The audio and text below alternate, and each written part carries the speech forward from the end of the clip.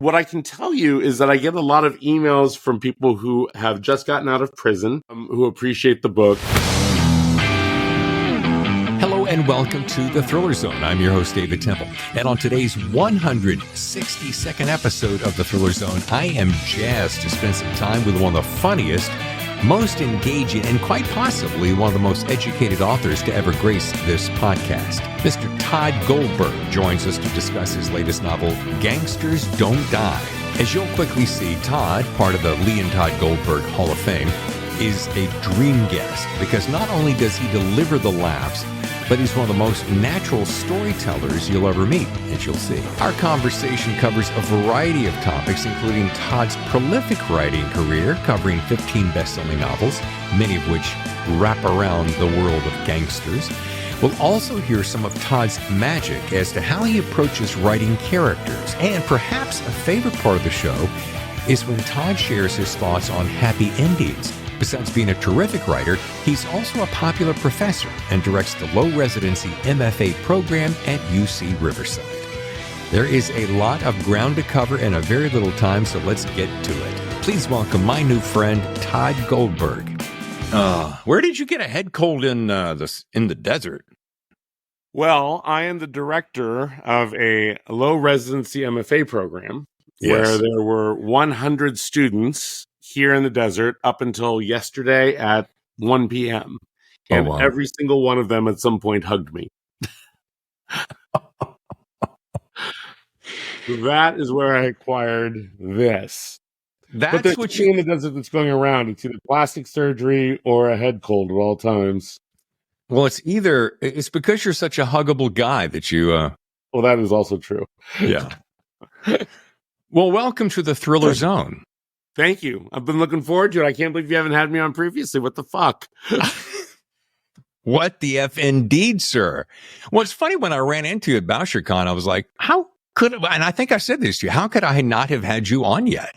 It's surprising, frankly. I know. Kick me in the shorts. Well, I know, especially since I had your brother on and you were probably thinking, oh. Well, here's what I've learned over the many years of being Lee's brother. Yes. It is okay to follow him, provided I'm better looking, skinnier, and funnier. And that's always been the case. See? To this very day. I've got many things to talk about. Of course, we're talking about Gangsters Don't Die. We're going to be talking about this. But this is a crazy question.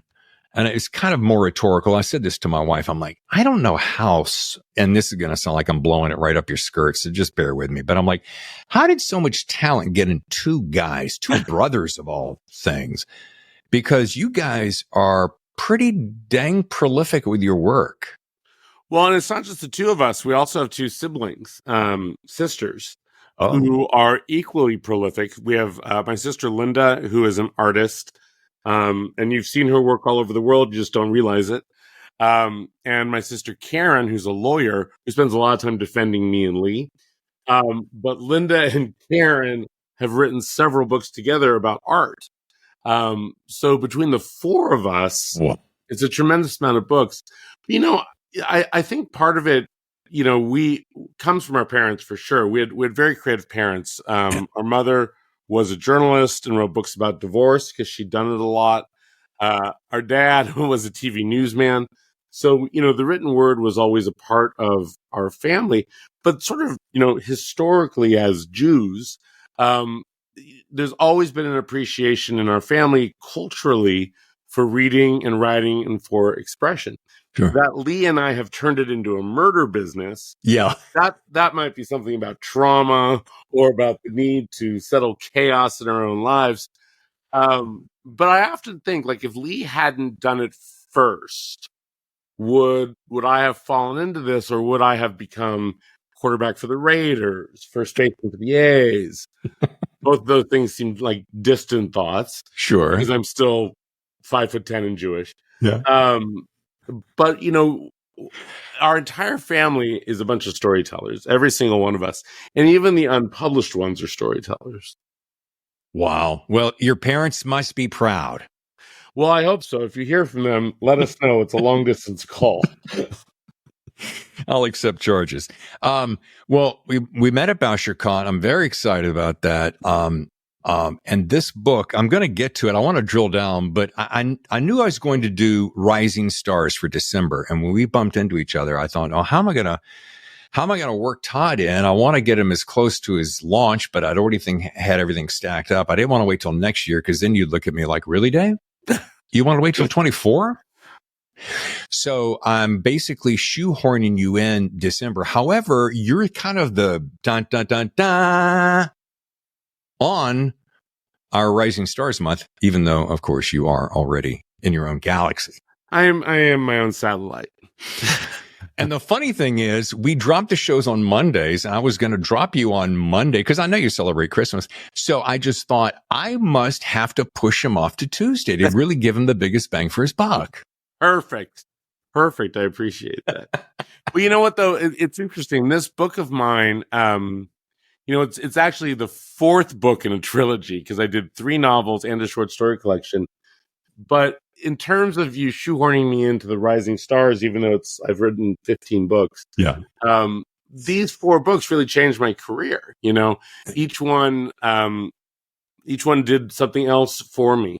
In this book, I'd never been an Amazon Best Book of the Year. I got that the other day. I'm sure I'll lose a bunch of awards to Sean Cosby later in the year. I look forward to that. Because that's what happens every book I have. Sean puts out a book at the same time, and then I lose an award to him. Not that I'm angry. Not that I'm angry with that young man. No, there's no bitterness. And he did make the cover. So he did. He's right there on the top. That's how I figured they'd let me win one award when he's up for something. But I do feel like these books changed the way my career was going, for sure, but also changed the way I was viewed by my peers, and that's a nice thing. Well, when you handed it to me, and I don't know why I didn't get you to autograph it, so next time I see you, I'll get you to do that. But when you handed it to me, I'm like, oh, I can't wait, because I love gangsters, mobs. And as I was preparing, I'm like, wait a minute, let me think about this. I'm going back to all the movies that I grew up watching that I loved. I mean, let's look at it. Godfather in 72 and 74. Right. Once Upon a Time America, 84. Goodfellas, probably maybe my all-time favorite, if not the second. Love and it. Yes. Miller's Crossing. And there's a dozen I could do, but those are like the 4 big ones that came to me. And I thought, my rising question, both for you kind of, and for myself and for my listeners, what do you think it is that makes this obsession with gangster stories, especially you? I mean, you said number 4. Right. I love this, 4 in a trilogy. So I'm trying to go, is that a new phrase? Quartet? A sync, that would be fine, wouldn't it? Anyway, what do you think this is? We've always been this way, haven't we? Yeah, I've given a lot of thought to this over the years, because the movies you just listed are also all of my favorite movies. And I'm both fascinated and repelled by organized crime. I'm a pacifist, of course, at heart. But I'm interested in systems and closed ecosystems. And so I'm really interested in this notion of omerta, which we wouldn't know about unless all these gangsters opened their mouths and talked about it. Right. That's the worst secret organization on earth, is organized crime. But, I think the reason Americans are so fascinated by the mafia and organized crime in general, be it street gangs also, is the notion of getting away with it.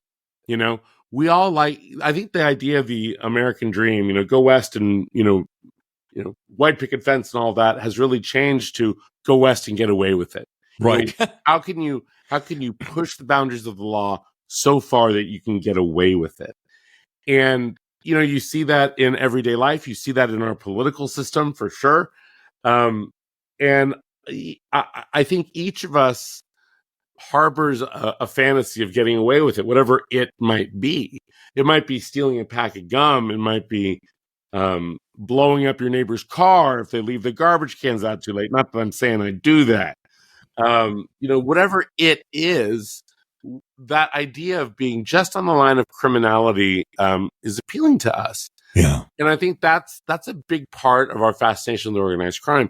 But also, as organized crime has slipped into the main part of our culture, and I think about this in, books, TV, movies, film, music, of course, rap music is filled with gangster mythology.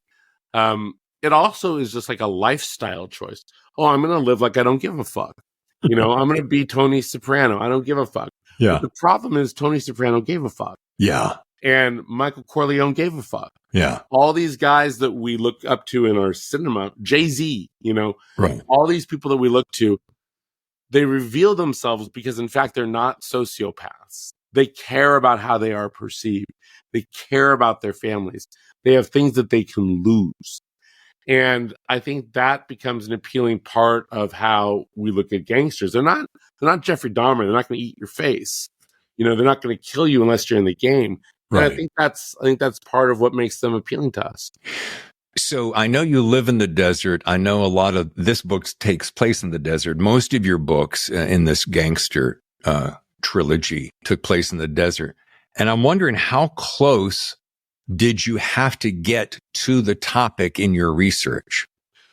Well, thank you for asking this question. It's an important part of my life. I am, in fact, a gangster. No, I'm not. I'm neither a gangster nor a rabbi. But I think probably more like a gangster than a rabbi. Well, so here's the thing. I live in Palm Springs, and Palm Springs has always been a city that's a mob-run city. It's an open city. And what that means is that the mafia can operate here without the normal sort of tribal lines. Like the Gambinos aren't going to do business with the Bananas, etc. The Chicago outfit isn't going to do business with the Memphis Mafia, all that stuff. But here, as long as you don't cross anyone in business, you can operate without a problem. And they won't kill you in the desert, which is an important part of it. There hasn't been a mob killing in the desert in, I think, 70 years, something like that. But I grew up with kids whose last name were Bonanno and Zangari. And, they were the grandsons or nephews or the cousins of all of these gangsters. And so, that was always a big part of my childhood. And my mom liked to date sort of C-level crime bosses and B-level actors. Like that was her. She always dated guys that owned like suit stores or tuxedo companies or limousine shops. Mm-hmm. There was this one guy she dated. This guy actually wasn't a gangster, but I've never forgotten this. He owned his own limousine. And this was actually when I was a little kid up in Northern California. He owned his own limousine, and he'd pull up in front of our house to take our mom out on a date. But in order to impress the neighbors, he'd climb through the window between the driver's seat and the back seat so he could get out the back seat like he wasn't driving it. This is the kind of person my mom dated. So that was always a part of our lives, And then I lived in Vegas for a little while, and that was a very, real part of living in Las Vegas. The mafia is alive and well in that city for sure. But I've always been fascinated with it. What I can tell you is that I get a lot of emails from people who have just gotten out of prison, who appreciate the books. The last time I had an interaction with an actual gangster, who seemed verifiable, I was doing a book signing at the Mob Museum in Las Vegas, which is a bizarre place when you think about it. Like a museum dedicated to organized crime. It's very bizarre. And it's a historical building. It's where the 1954 hearings were held with, Estes Kefauver and everything. But anyway, I was doing this event, and there was a dude at the back of the room, in a sweatsuit. And, he's watching and listening and nodding his head and shaking his head the whole time. And he gets in the back of the line to get his book signed, and he comes through and he says, "Hey, I heard you on NPR this morning," because I'd been on local NPR that morning. I was like, "Oh, great." He's like, "Yeah, I was taking my kid to work or to school, and I heard you. And, I like the way you talked about us. I think you gave us respect." And I was like, "What is happening? Yeah. Who am I talking to?" And he says, we're not bad guys. We're just in a different business." And I was like, "Yeah. Oh, okay." He's like, "And you seem to understand the sense of humor. Like, it's a lot of bullshit." And I was like, "Yeah. Okay." And he's like, "So, I came by to pay respect and get a book." I was like, that's great." I was like, "Well, who'd you like me to sign this to?" He's like, "Tommy D." And I said, "Is that D-E-E, or is that just D? He's like, just D. Tommy D it is.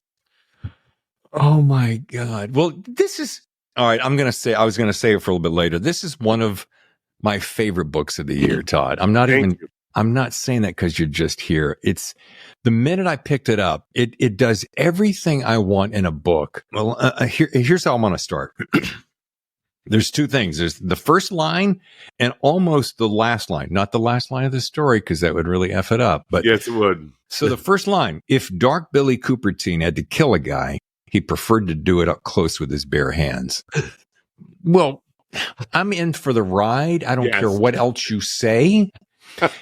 And then my last thing, it's down here in acknowledgement, so it's perfectly safe. But one of my favorite things you said, and you just referred to it a second ago, I'm not a mobster, nor a rabbi, nor an employee of a funeral home. So before you write to tell me I got something wrong, I know I make stuff up to suit my purposes. Beautiful. Thanks, sir. Thank you. But that prologue, the prologue alone, just folks, it's worth buying the book for the prologue. And it's only like 10. I couldn't read the next line because it's so rattled with profanity. If my mother were listening, God rest her soul. So it is one of my top 10 favorite books. My wife comes to me and my people who have listened to the show know this all the time. Tammy will usually swing through the room when I'm really engrossed in one, and I usually get up really early to read so I can bang out a lot of volume when it's quiet. And she goes, how you like it? I'm like, oh. I'm like, babe, this is nonstop. I'm like, it's up there with, and I would say this if you weren't even sitting there. I'm like, this is up there with, it's up there with Goodfellas, because it's the personalities that are so big. And Sal Cupertine, you despise him and you love him all at the same time, which is one of the most unique and promising traits that an author like yourself can do, that you can make me detest and love the guy simultaneously. Right. And that was the goal from the first book on. You know, it was a real challenge to, I knew that I wanted to write 3 books, I should say. So when I wrote Gangsterland, which came out almost 10 years ago now, it came out in 2014, I knew that I wanted to write a character that would flip the paradigm in a crime novel. You know, I was going to have a hitman who kills innocent people, be pursued by an FBI agent who's also a good guy for the most part. Mm-hmm. And by the end of the book, make you root for the hitman to kill the FBI agent. Yeah. And like, that's not how it works. You know, that's not how these books work. And so it was a real challenge and a constant challenge in writing the Sal Cupertine character to make him both believable as a terrible human being and believable as a person that you could root for and love. And third part, make him into a good rabbi eventually. Yeah. And, you know, I absolutely loved writing that character. You know, it's hard to end a series, like this with a character that I've enjoyed so much writing. But I also came to the point where I was like, if I do it any longer, it's just going to become pastiche, you know? Yeah. And I didn't want that. I wanted to tell a full story about this character, and maybe leave a door open for something else down the line. You never know. You know, I'm not dumb. But to end this chapter of his life in a believable way, and in a way where he has an arc that reveals him to be something more than himself. And that was such a challenge. But I got to tell you, a thing happened to me during the writing of the books that also changed my approach to this book specifically. So it's a slightly long story, but you'll have to bear with me. I got all the time in the world. So the main adversary for Sal Cupertine, Rabbi David Cohen, in this book, is an FBI agent named Christy Levine. And she actually appears in my book, The Low Desert, also in a short story called Mazel, where in that short story, you find out that she has cancer and that she's going to die. And she goes to the cemetery where Rabbi David Cohen works and buys a funeral plot from him. So it's a very weird short story because as readers, it's not from Rabbi Cohen's perspective as all the other books are. It's from her perspective. And if she says the wrong thing as an FBI agent to this rabbi, that he's going to fucking kill her. Right. So that's a whole other tension in that short story. Well, that character is based on a friend of mine, a friend I never met in real life. Her name was Christy Cade, and Christy was my number one fan for my entire career. When my first book came out, Fake Liar Cheat, it got terrible reviews that it earned, that it deserved, I should know. And this was 23 years ago, I should tell you. And I don't remember if I found her on the internet or she found me. I feel like probably I found her because I was looking for good reviews. And she had written like this glowing review of my book on her live journal. This is how long ago it was. It was on her live journal. Wow. And she was 20 years old. And so we started this correspondence for 2 decades. When I met her, she was a single mom. She had just gotten out of a marriage. She had a daughter. She had dropped out of high school, but she loved reading books. And she just started talking to me about books. We just sort of had this long correspondence about books and writing. And eventually she went back to school. She got her degree. She went and got her master's degree. She became, I believe she was the registrar at a local college in Tampa. Her son became her daughter. Every life change you could possibly have happened. She met a man that she really loved who ended up committing suicide. And we wrote back and forth to each other, first via email, then via social media for decades. And she was just this lovely person. And I introduced her to my friends who were writers. And she started reading all of their books and talking to them on the internet. She was great. And, I've been speaking of her in past tense, so you know where this is going. But she wrote me when I was writing the book, The Low Desert. And so what I would do when I would finish a book, because she was my number one fan, is I would just email her the book. I just email her the manuscript. So she had read the previous, 14 books that I had written in manuscript.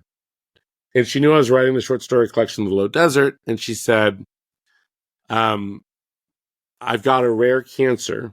I don't know if I'm going to live to see The Low Desert.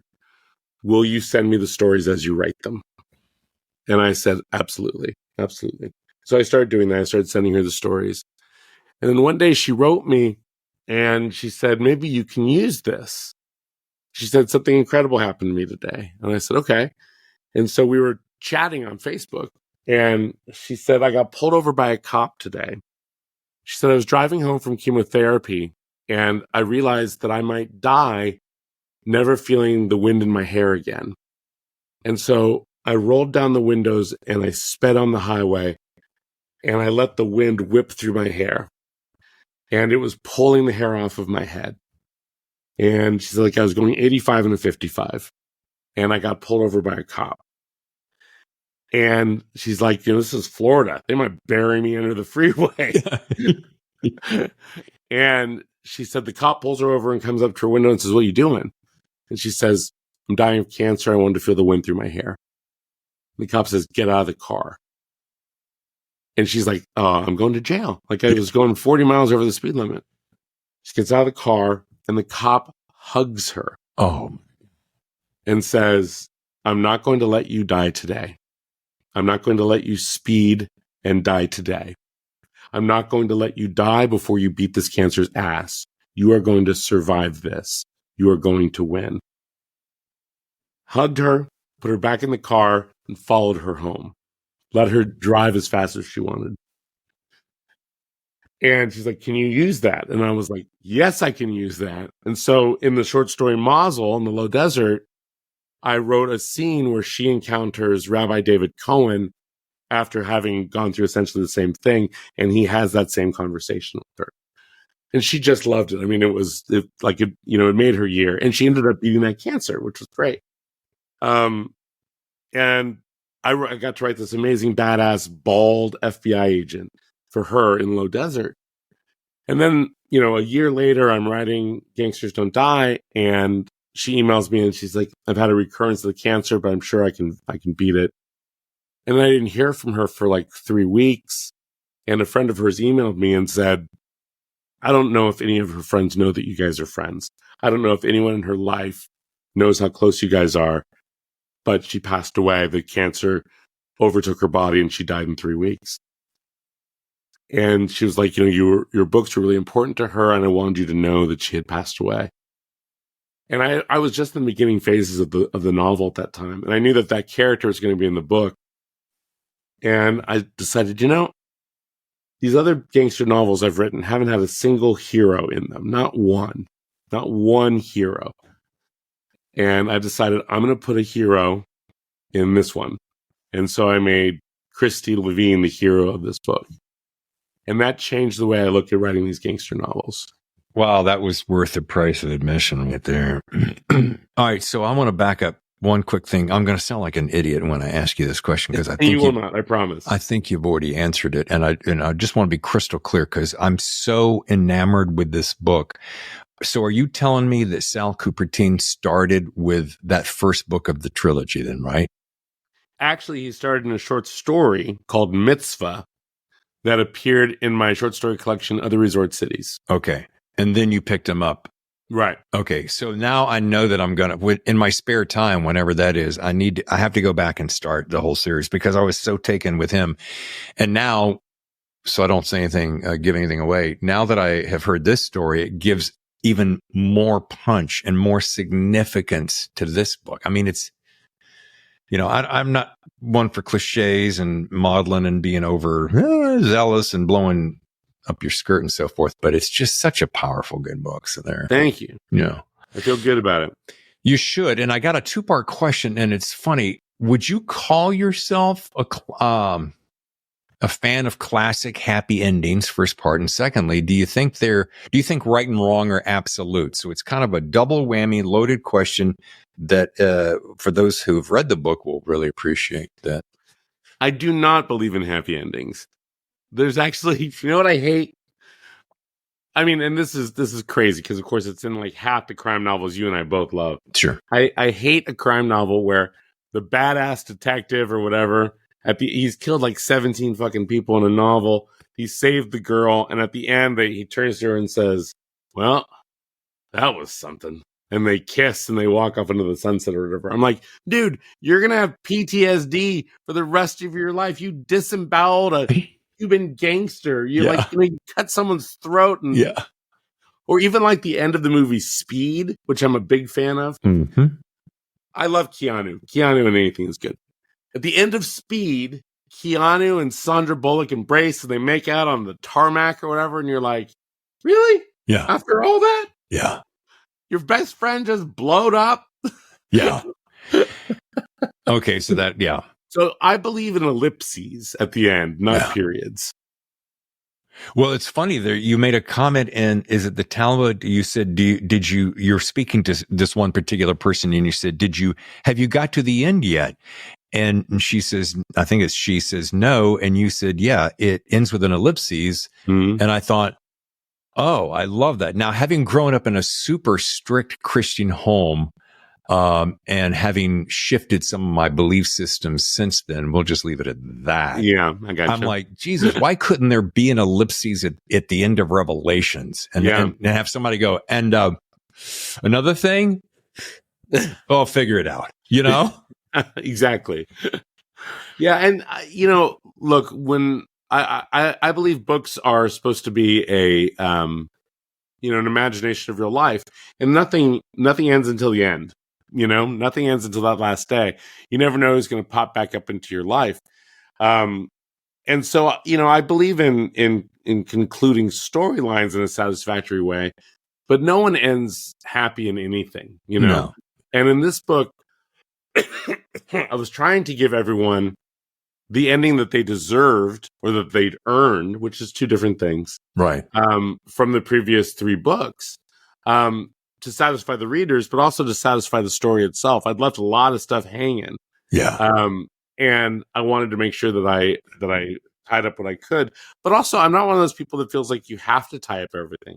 No. There's some things that last forever. Some mysteries that never die. I was just going to say one of my favorite things about a good movie is let it hang. Let me figure it out. Let me think about how I want it, because then the filmmaker is giving the viewer a gift by saying, I've laid all this out. I've spent years creating this. Now, how about you create your own resolution? I love that. Right. And that's why I loved, as a kid, not getting to the end of a choose your own adventure. Like, I would read those books and I would flip forward, and if it's at the end, I just keep going. I just find some other page and keep reading. Well, when I mentioned the Christian upbringing and then your Jewish upbringing, I was sitting there going, do you suppose that part of our being drawn to the dark side of human nature is because we were in this overly protected world? And I use that term specifically because both of us have have grown up with a certain faith that is enclosed in a belief system that is protective.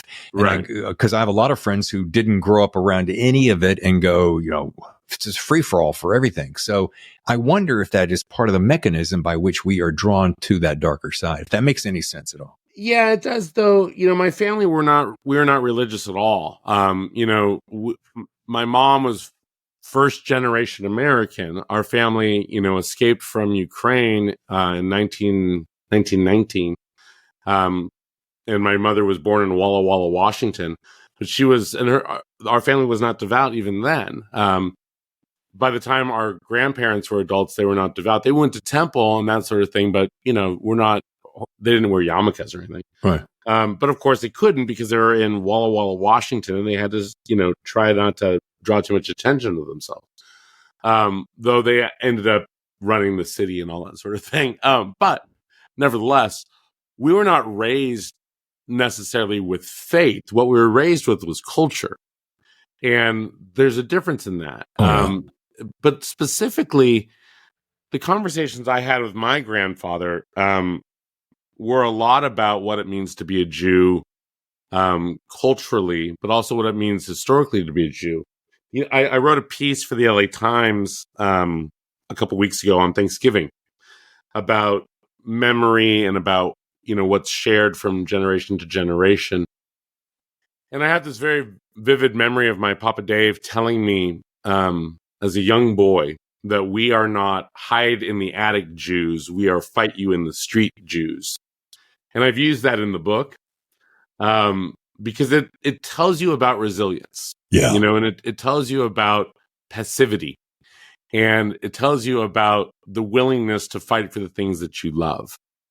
And those were the kinds of lessons that were passed down to me more than any religious stuff. It was like, you will take care of your family. Yeah. The family is the most important part of it.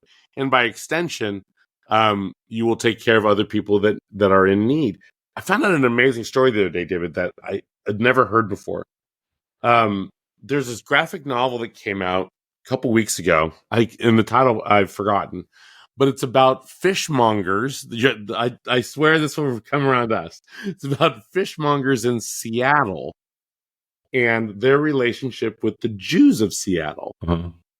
And this article came out about this book, and the author was interviewed, and he was talking about, the history between oppressed societies in the Pacific Northwest, particularly during World War II.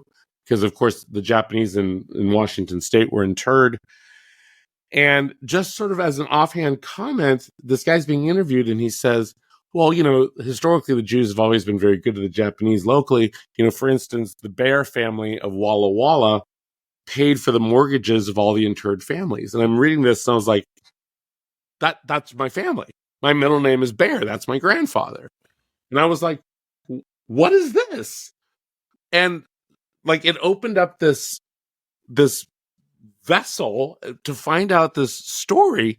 And it turns out that when these Japanese families were interred during World War II, my grandfather and his cousins paid their mortgages, never told them who did it. They just did it, and also paid and kept their business taxes current to keep their businesses open. And I was like, why didn't anyone tell us this story? No kidding. Why did I have to go research this to find this out? Why did I stumble on this in an interview with someone I don't even know? And so that's the kind of thing that that's the kind of Jews we were. Right. And that's always been the kind of Jews we were. Not religious, but about helping others and about articulating injustice where we see it. Well, that explains to me or helps me understand that the heart and the heart in your story, because that doesn't just happen. You're not just a softy guy. There's something that really has to resonate. Well, I'm also soft. Well, you're okay. Yeah, you and your brother, I can see that. Lee is not soft. He's doughy. Oh, he's gonna so get you for that. That's really gonna be good. So this is the thing about this story, between the heart and the moral ambiguity. I'll use that phrase. Mm-hmm. The way it does that dance throughout the entire book is probably the single best piece, my favorite part of the whole story, besides the characters. But I mean, I don't want to belabor that point, but it's just so good.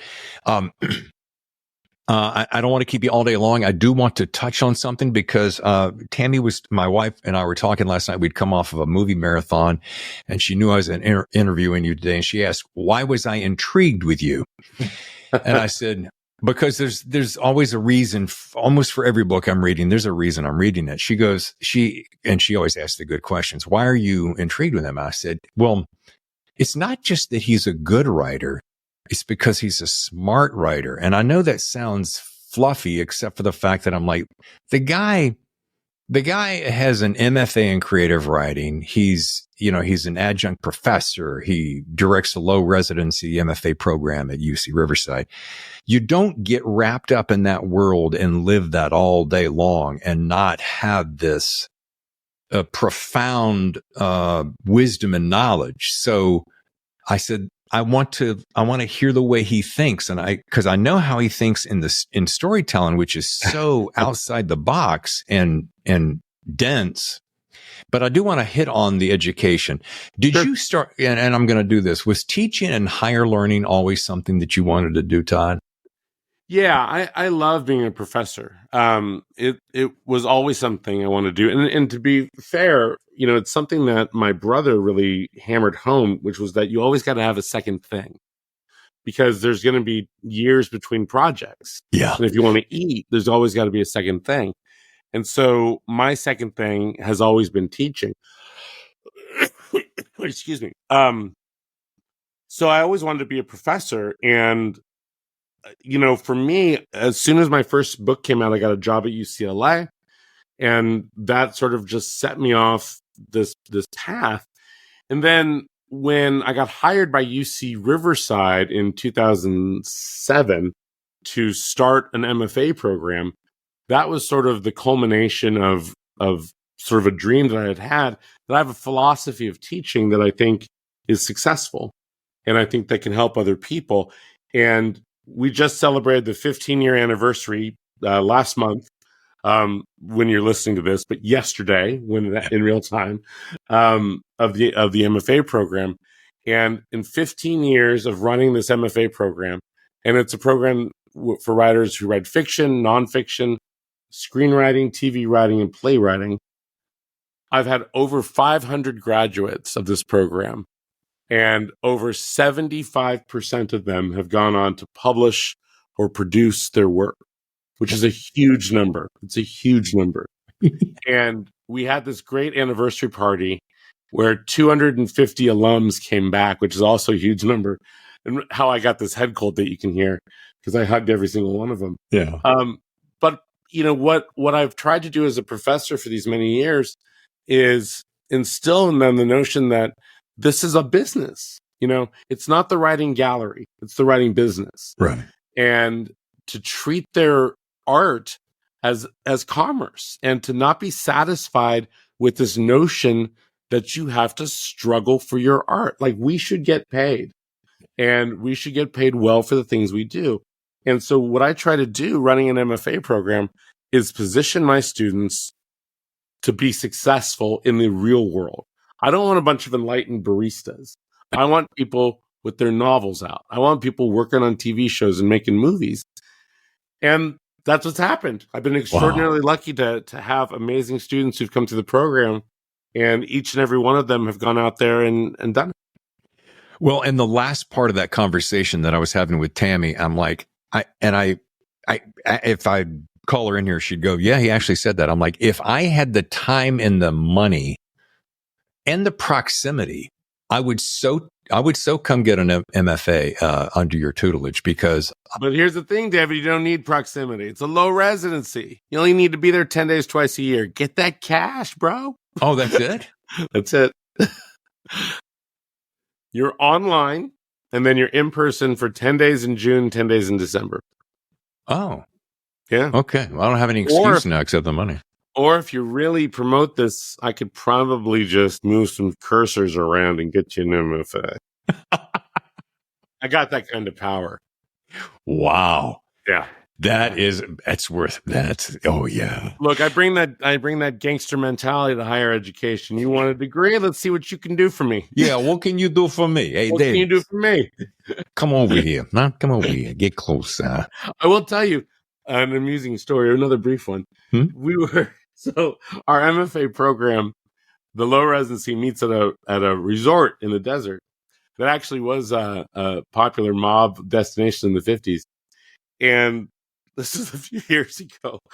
They had this AV company that came in and they wanted to charge us a bunch of money that wasn't in the contract for stuff. Uh-huh. And my associate director is a business guy. And so he usually handles these meetings. And I was like, let me handle this meeting. And he said, okay. And so we get to the meeting and he's like, are you sure about this? He's like, because these people are trying to juice us for like $100,000. And I was like, I'm sure. I know how to handle this. Yeah. We get in the meeting and these guys are like, yeah, we lost a lot of money in the pandemic. You know, the prices are going up. You know, I know renting a microphone was $9. Now that's $16. Yeah. And I said, okay, well, how about this? Well, how about I give you nothing? And the AV guy was like, what? And I was like, how about I pay the fine for breaking the contract and you get nothing and we go somewhere else? How about I give you nothing? And he's like, what? What are you saying? And the people from the hotel were like, you know what? No, it's fine. It's covered. We got it handled. We got it handled. And my associate Agam was like, what was that? And I was like, that was the Godfather. Yeah. Oh, but I give you nothing. I give you nothing. I love that story. All right. Next to the last thing, because you and I were chatting back at BoucherCon when you were talking about, and I said, I should get you on the podcast. And you said, almost quote, well, you do know that I had one of the most top and most impressive literary podcasts in the entire world. True. And I'm like, really? Yeah, what's it called? Literary Disco. And I'm like, okay, I want to listen to it just for the title alone. So a couple of questions here real quick. Are you still doing it? Because I drilled down on it the last couple of days, and the last gig was, I want to say, November of last year. We are on hiatus because our co-host, Ryder Strong, is currently hosting one of the most popular, no matter the subject, podcasts on the planet called Pod Meets World, which is a re-listen of his show that he starred on as a kid, Boy Meets World. And so while he's been doing Pod Meets World and I've been writing a new book and Julia has been raising a child and doing her own stuff, we sadly put it on hiatus. But David. Yes. 12 years of shows. That's impressive. 12 years 12. Of shows? Yeah. 12. Yeah, I'm feeling good at 2.5, and I'm feeling about this tall right now. I believe it was the Washington Post who called us the best literary podcast on the planet. Oh, you mean that little rag? It might make it one day. This is the true story. We, not that I've lied previously, Good Housekeeping named us the best literary podcast. And I was like, number one, Good Housekeeping still in business? And number two, like, who's reading Good Housekeeping? Yeah. And then number three, it's like, and they're listening to me and the star of Boy Meets World talking about books? Yeah. What's wrong with these people? Very curious. No, we absolutely loved doing Literary Disco. And I think we'll do it again at some point. But Writer has been so successful with Pod Meets World. They do live shows in arenas. Oh, geez. With thousands of people. And you can't stop a man from doing that. No, it's like Smartless, the way that thing is blown up. It's very, very similar. Very similar. And we always did very well with Literary Disco. It was always very popular, but it wasn't like that. But for listeners, so for those of you who are picking this up, because I'll be promoting my appearance here, if you're wondering, do Ryder and Julie and I still speak on a regular basis? Yeah. The answer is yes. The conversation continues unabated on our texts. Nice. Well, that's good to know. Two more things. Does this book, Gangsters Don't Die, is this going to be? Please tell me yes. And if there's anybody on the planet between you and your brother, you're going to be saying yes to this. Are there plans that we can see this on either a large screen or a smaller one, say in our living room? Yes. Yes. How far into it? You don't have to tell me any details. Just give me an idea. Well, here's what I'll tell you. We have a brand new deal that will be announced probably by the time this show comes out. Okay. And when we're done recording, I'll tell you what it is. Okay. But it will be significant and you'll be excited by it. Dude. Previously, it was in development for several years at Amazon. And unfortunately, it got turned around during the pandemic. But we were very far along with it at Amazon. And I wish it had gone. It was a great team that we had working on it there. But this new team that we have, this new deal, this new network. That's all you're going to say? All I'm going to say. Okay. Then I'm going to leave you with the closing question, because this is how I close every show. And I ask my guests, what is their best piece of writing advice? And you're going to have a doozy, because you're out there doing it. You're doing it with this trilogy of 4 books. You're doing it with your MFA program. You know, what is that best writing advice?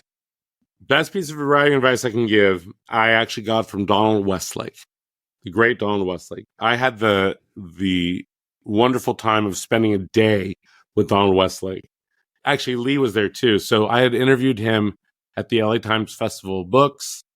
And then we just palled around all day. And then we went to a party together. It was me and Lee and Donald Westlake. And it was... it's one of those days that in memory, I can't believe it happened. Like, why did he want to hang out with me and Lee? Yeah. But he was so charming and so kind and such a gentleman and had such great stories to tell. But at one point we were chatting about craft and I said, you know, this is early in my career. This was way before I'd written these books. I had just written, I just started writing my collection of stories, Other Resort Cities, which came out in 2009. And I said, you know, I'm having real trouble with endings in my books and my stories. When do you know when to end? And he said, I know a story is over when the reader could write the next page. And it seems like simple advice, but when you think about it sort of broadly across an entire novel, it's like, right, be constantly surprising. Yeah. If the reader could write the next page, chapter to chapter, scene to scene, book to book, whatever, go back and rewrite it. And I have to tell you, David, it fundamentally altered the way that I look at writing. Oh. It changed the way I looked at building scenes. Because now, in every single scene, I try to make sure that there's something strange, something beautiful, and something unexpected, so that the reader could not write the next page. That is so powerful, dude. And from Westlake. God. Because look, if Donald Westlake wasn't born, I'd be selling insurance in, Boise or something. Oh, that is so well done. Well, folks, once again, the book is Gangsters Don't Die. If you want to learn more, go to todgoldberg.com. Visit him on all the social groovy websites like I do. Dude, this has been so good. Thank you. Thank you. It's been a dream to be on here. Good times. And hey, listeners, just remember, I'm the better Goldberg. Let's never forget that. Okay? Thanks again, Todd. What a genuine pleasure. Okay, folks, we are closing in on the end of 2023. And as we've done in the past, the Thriller Zone is putting together our year-end extravaganza, hosted by yours truly, but more importantly, co-hosted by my lovely, brilliant, and talented wife, Tammy. on this Friday's 163rd and final podcast of 2023. Tune in as we share some of the highlights of the past year and a stack of our favorite books, movies, and television shows we've enjoyed this past year. As always, it promises to be all sorts of holiday fun. So until then, I'm your host, David Temple, saying enjoy the rest of your holidays, and I'll see you next time for another edition of The Thriller Zone.